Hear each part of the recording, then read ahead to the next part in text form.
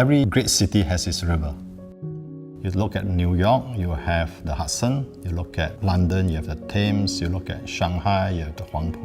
And when you look at Singapore, the Singapore River stands out as a very rich heritage site. There are very little sites available along the Singapore River, none that we know of at the moment. It is just at the fringe of the CBD, next to a river promenade, that you can have a very nice community life and yet have the ability to retreat back within your own development.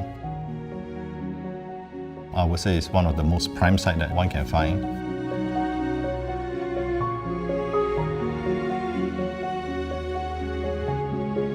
I think what was exciting about this site was the fact that it's grounded in history.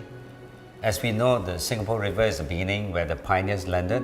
This is also the beginning where Singapore flourished as a trading port.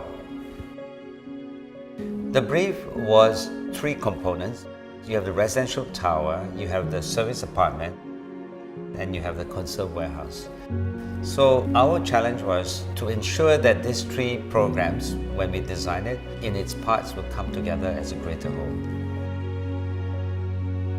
While you solve the requirements of each block, the greater importance is really the spaces that hold those 3 components together.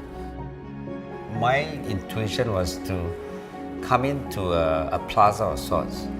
That is the area arrival that you can sense the river and also the 3 different components. So symbolically, this plaza is what ties the parts together. I think a good residential building starts with the arrival. The sense of place when you arrive home is very important. In this project, our arrival is elevated to the 2nd story, and all the units are lifted up. So when you arrive in the lobby to get to your house, you have unimpeded views towards the river. And because we want to enhance the river view, all the living rooms have a seamless connection to the balcony. It's as if the living room flows to the balcony. The facade of this particular project is a direct expression of what's behind it. Rather than leave them as a series of balconies, we created an order by imposing a very clear grid over the balcony. Structural order combined with well-proportioned spaces can give you a very tranquil environment.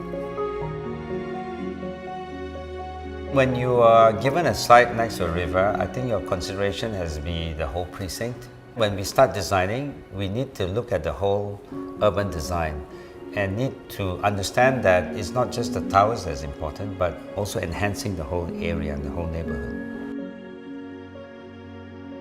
Within our development, we will also be creating an 80-room service apartment.